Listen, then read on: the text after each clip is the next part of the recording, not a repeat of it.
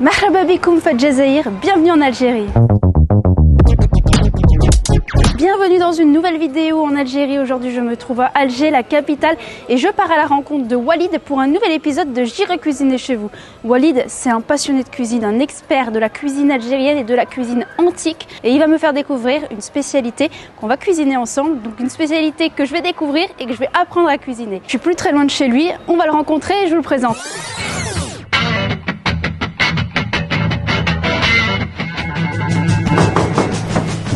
السلام عليكم، واش راك لاباس؟ الحمد لله وانتيا؟ لاباس الحمد لله. مرحبا بك في دارنا كلير. صحة. Merci beaucoup Walid de m'accueillir chez toi. Je t'en prie. مرحبا بك كلير. صحة. الله يسلمك. واش نطيبوا اليوم؟ اليوم حنطيبوا شطيحة الدجاج والمحنشة. Donc deux spécialités, une salée, une sucrée. Voilà, donc شطيحة الدجاج c'est un poulet en sauce rouge relevé aux épices. Et le mhancha, c'est un serpentin aux amandes, deux recettes de la Casbah d'Alger. Donc je vais découvrir deux spécialités typiquement algéroises que je connais pas du tout. Allez, on cuisine? On cuisine. Yallah.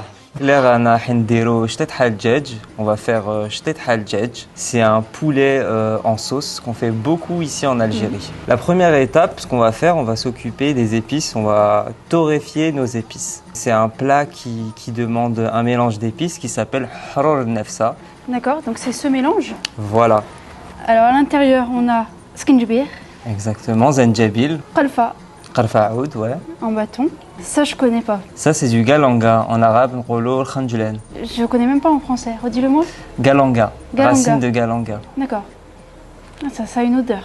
Alors moi je m'appelle Walid, je présente la cuisine algérienne d'avant et d'aujourd'hui. J'aimerais montrer aux Algériens leur cuisine, la cuisine de leurs ancêtres, mais pas seulement aux Algériens, au monde. Ici, on a la cardamome. C'est ça, l'hil, habit l'hil, Ça, c'est de la noix de muscade. c'est ça, just taïb.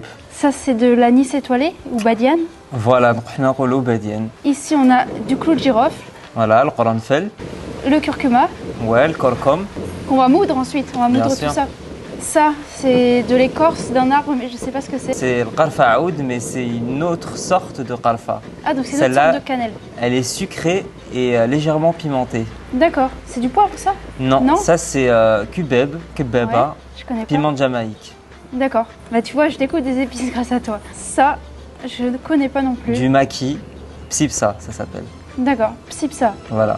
La noix de muscade, elle est recouverte par ça. J'utilise régulièrement des épices brutes que je torréfie dans des tagines et que je pile à la suite à la main dans un mortier traditionnel. Donc la première étape, c'est de tout faire torréfier Voilà, sur le plat. on va sur le tagine, ouais. Ah oui, c'est vrai, le tagine, c'est ici tous les plats en terre. En terre cuite, ouais, c'est ça. La torréfication, elle est importante. Pourquoi? Parce que ça va relever le goût et ça va permettre aux épices de libérer tout leur arôme. Ça va être assez rapide cette étape de torréfication. Ouais. En plus, c'est bien de les torréfier. Pourquoi? Parce que ça va être plus facile pour les piler. Et le fait d'utiliser les épices entières et non moulues, ça permet d'avoir encore plus de saveur dans le plat. À fond. Tu verras l'odeur que ça a quand on va les piler. En fait, c'est le mélange de la femme qui vient d'accoucher. C'est un mélange d'épices chaudes. Toutes les épices qu'on a là, ce sont des épices chaudes qui vont faire monter la température dans le corps et booster le système immunitaire. Et ça, c'est un mélange qui est typiquement d'Alger. C'est typiquement d'Alger, ouais. On appelle ça haror nefsa, c'est qu'à Alger qu'on fait ce mélange-là. Chaque région, il a son mélange d'épices et son appellation. Dans le Sahara, c'est Ras el Hanout. À l'est, on a le foueh. On a d'autres appellations, j'ai oublié, dans d'autres régions. Chacun a sa façon d'appeler son curry. Ça sent déjà super bon. Ma marque de fabrique, c'est de faire renaître le terroir algérien à travers les ustensiles, les plats en terre cuite, les tnejra, les tagines. Alors j'utilise des tnejra qui sont des plats en terre cuite faits à la main par des artisans. J'utilise des cuillères, des louches en bois d'olivier. Le piment algérien qu'on appelle felfel dres, felfel akri. Falfel aqri. Voilà. On va l'humidifier pour pouvoir le piler, une petite incision. Ensuite, je vais ajouter de l'eau bouillante. Comme ça, lorsque je vais le piler, ça va être plus facile, il va être écrasé plus facilement. Donc là, Je vais déposer ma tanidjara. Tu vas récupérer les épices qui sont déjà torréfiées. La cardamome, les clous de girofle. Et là, je vais commencer à les piler. Le mehrez, donc le mortier. On va prendre cette cannelle là aussi, au fur et à mesure. Ça n'a rien à voir avec les épices en poudre. On va rajouter le maquis. Voilà.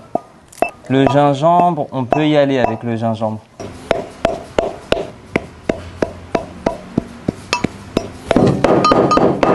نقدر نعاونك؟ Là, on va passer à la suite, Claire. Alors, la shtetha, c'est un plat de viande ou de poulet ou de gibier ou de poisson cuit dans une sauce avec des épices, un écrasé d'ail, et chaque viande aura sa propre épice. Et c'est un plat typiquement algérois, relevé et très aimé par les Algérois. نزيد زيت. Voilà, chouïa, zidé chouïa. C'est bon, stop. Donc à Claire, نديرو السمن تاع البلاد. On va ajouter le poulet. Pas tout. نزيد دجاج. Voilà. Donc خلطي Claire.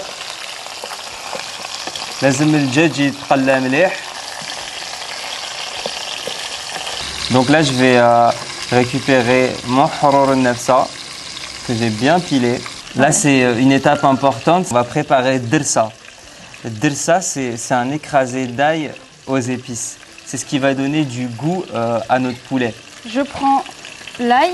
Voilà, on va mettre un petit peu de sel. Donc En fait, ail et sel et on l'écrase. Voilà, c'est ça. زيد الملح. Tu vas piler l'ail. tout L'ail et seul le d'un sel. bord. Ouais.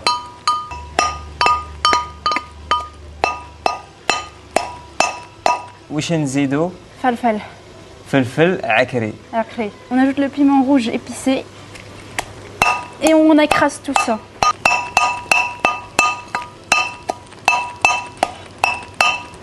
ندير الدرسة. Voilà, dirsa. Donc notre mélange d'ail, de sel et de piment. Très parfumé également. زيد les épices. On va mettre l'épice essentielle, donc le حرور nefsa. J'en mets quelle quantité? Un tout petit peu encore. Donc là, on va ajouter le felfel hamar hlou. Là, tu peux en mettre une bonne quantité. Donc ça, c'est un plat en sauce rouge. Voilà, c'est un plat en sauce rouge. Voilà, c'est bon. Alors, j'ai voulu te faire découvrir la shtetha puisqu'on a tendance à associer Alger avec la sauce blanche, c'est-à-dire la sauce avec de la cannelle et des oignons. Je voulais te montrer qu'à Alger, on utilise beaucoup d'autres épices, comme le hurur nefsa. Maintenant, نخلطوا هذيك الدرسة. Ça, c'est vraiment ce qui va nous donner le goût à notre shtetha. On imprègne tout le poulet. On va vraiment couvrir allez, quelques minutes pour torréfier la dersa avec le poulet, pour que le poulet s'imprègne bien des épices et de notre dersa. D'accord. Voilà. Et là, c'est presque terminé puisque finalement, on va ajouter l'eau. On va ajouter l'eau et on va laisser cuire. Ouais. Ah ouais, c'est une recette hyper rapide à préparer, mais un peu longue à cuire, comme la plupart des recettes et des plats qui mijotent longtemps. Ouais, c'est ça. Et ça, c'est vraiment trop bon.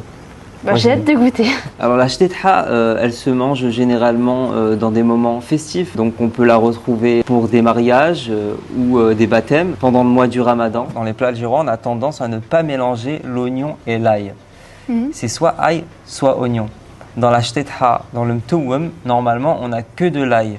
D'accord. Et dans tout ce qui est couscous, rechta, certains tagines, on n'a que de l'oignon. Ce plat, il nécessite assez peu d'ingrédients. On a le poulet, on a les épices, on a le piment et on a l'ail.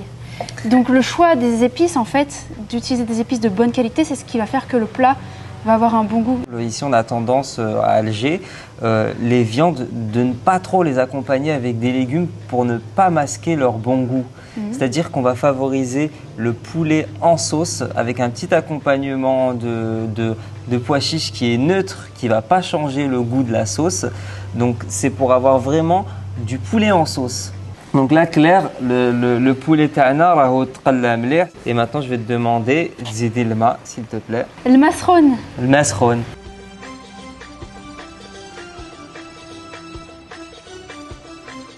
Donc là, on va laisser mijoter. Et ça va mijoter pendant plusieurs heures pour que la sauce réduise et développe tous ses arômes. Ça va mijoter une bonne heure, je pense. Donc là, je vais ajouter des pois chiches qui sont déjà cuits ou vous pouvez les cuire en même temps. Alors on passe au dressage. Voilà la bonne sauce de la shtetha.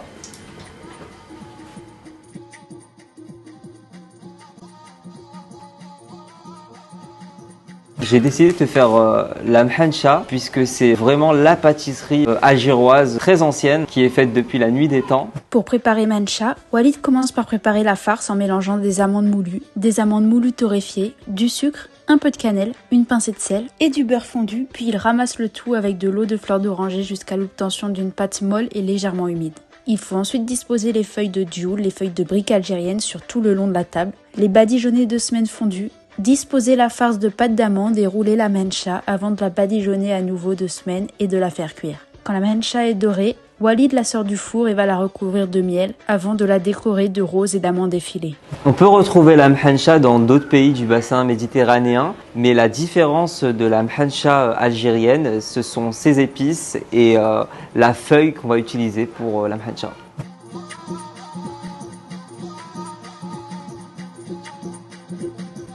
On va pouvoir passer à la dégustation, le meilleur moment. C'est parti. Alors on a la shtita, qui Ouais. est très belle. Tu as fait une belle présentation, ça Merci. donne envie. Et ici on a... Le mhancha. Allez, on goûte? Vas-y, c'est parti. On commence par la shtetha. Je t'invite à prendre du pain matloua. La shtetha se consomme avec ce pain-là et Le ça se matloua. mange à la main directement. Tu D'accord. trempes le pain dans la sauce en prenant un morceau de poulet, un petit peu de pois chiches, tu sauces et Allah.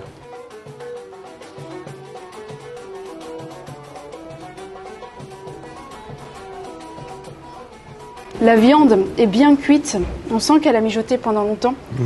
Elle est tendre, la sauce est hyper parfumée, on a le goût des différentes épices. C'est très bon. Le plat est fin, c'est raffiné, c'est aussi beau que bon. Je découvre enfin la gastronomie algérienne. Et maintenant j'ai bien envie de goûter ma hencha. Avec plaisir. Je vais te servir un bon café algérois. Tu m'as dit qu'à Alger, on buvait plutôt le café que le thé. Voilà, c'est ça. Le café est plus apprécié à Alger. Allez, je goûte. C'est très beau, c'est bien doré. Ça a l'air délicieux. Déjà, c'est très croustillant. Oui, en fait, la différence avec les autres feuilles qu'on peut trouver ailleurs, ce sont des feuilles qui sont fabriquées avec de la semoule, ce qui rend la mhancha très croustillante et qui dure dans toute la journée. Ouais, je vois ça. Et c'est pas trop sucré.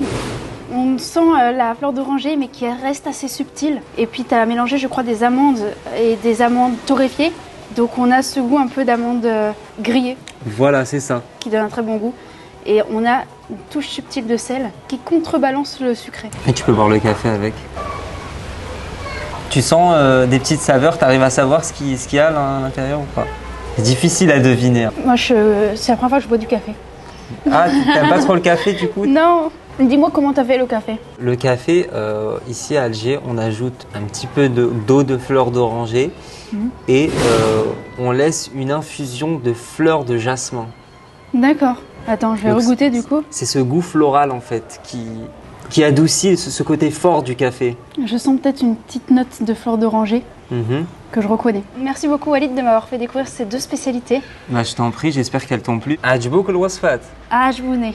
Alhamdulillah. N'hésitez pas à reproduire ces spécialités à la maison. Si ça t'a plu, n'oublie pas de laisser un pouce en l'air et de t'abonner. Allez retrouver Walid sur ses réseaux sociaux. Dites-moi en commentaire quelle autre spécialité algérienne il faut absolument que je teste. Et on se retrouve très vite dans un nouvel épisode. À bientôt!